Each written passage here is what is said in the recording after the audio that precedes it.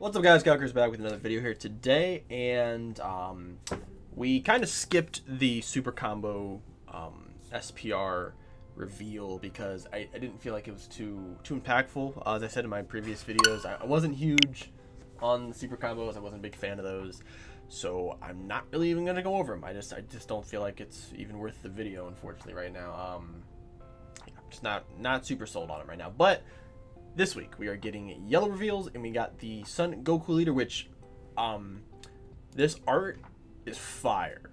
Like, I don't know how good the actual leader is gonna be. I haven't really read all of the cards yet, but the art itself, like the yard rat, outfit, it's sick, man. I love this. This is part of the best arc in Dragon Ball, which is the Android Saga, right?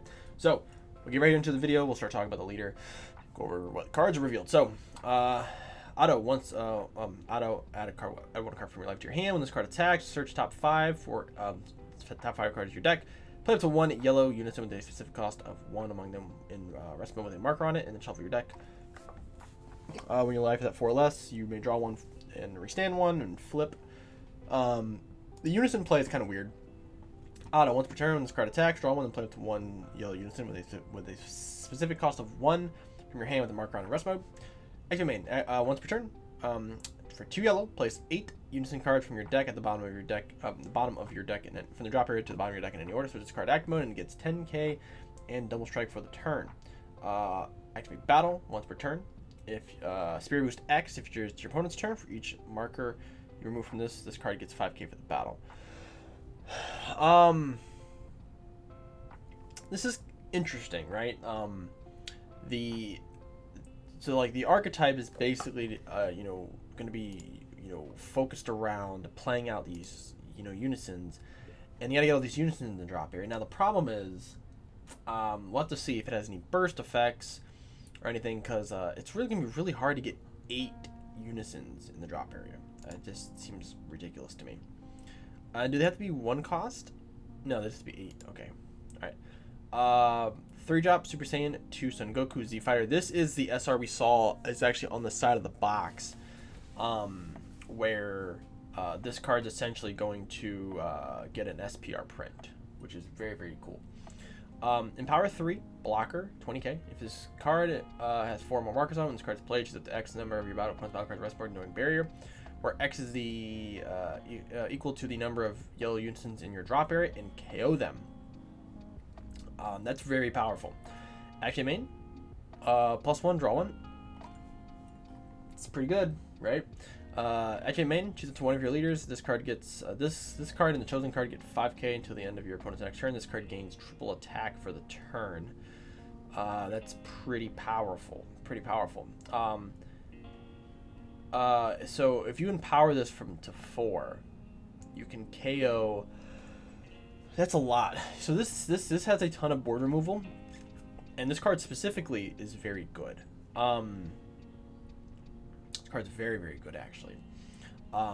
Thankfully they didn't make this a 2 cost, because if they made this a 2 cost, it'd be very good in yellow topo, which is not a very good deck, but like this combination would have been very good in that deck. But the card's pretty powerful. Let's move on here. Super Saiyan Vegeta Z Fighter. That's actually kind of cool. This is an SR. Interesting. Okay.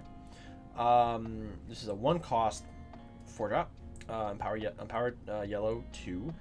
This card has 3 more markers on. When this card's placed, it's one of your opponent's battle cards, and it costs a 4 less in rest mode and KO. This card gets 5k for the turn. Out of the moment, this card's placed driver from your unison area, draw 1. Okay. Actually, main, this card gets 6k for the turn. Okay. Interesting. So when this card is put in the drop area, it's weird because like you're forcing, like, you have to use like this. Okay, so I see the concept of this deck. This deck's idea is to essentially be a empower deck. Right? I'm assuming there's gonna be more unisons in this archetype, but playing that many unisons, that's not.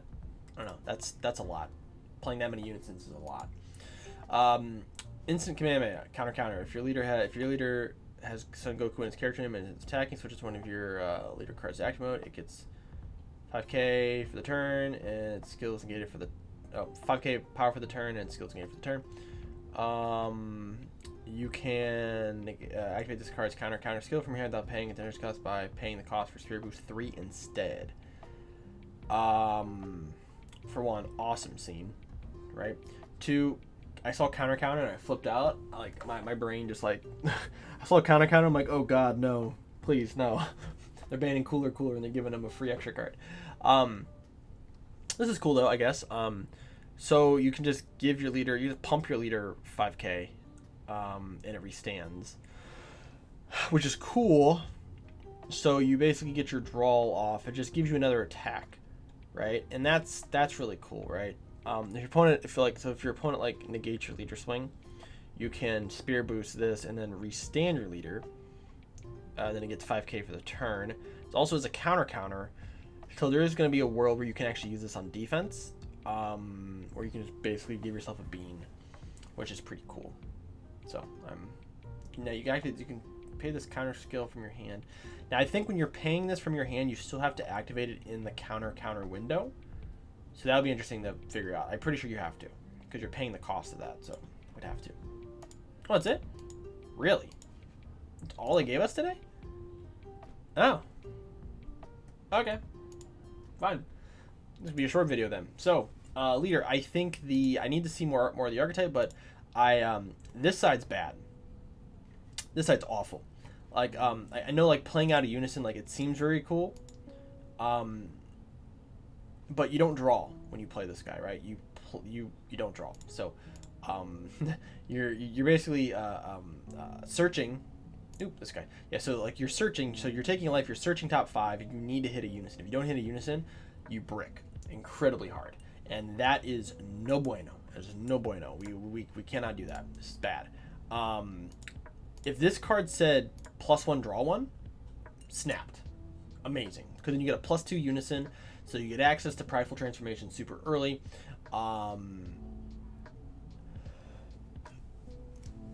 It's just not good. It's just not good. It's just not good. Now the Awakened side, this is fine. When this card attacks, draw 1, then play a 1-drop Unison from your hand. That's actually really good. I really like that, because then you can play this guy from your hand, right? Now I don't think you can play one. And this is what we're going to have to figure out, because I don't see that here.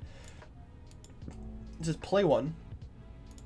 Play up to 1. If you play one in exchange for another card.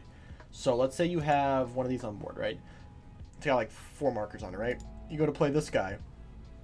Do you play him with the Empower, or is it just replacing the card because you're not actually paying the energy to play the card as an Empower card? So that's going to be something interesting to figure out, because this is the first time we've actually had this sort of effect.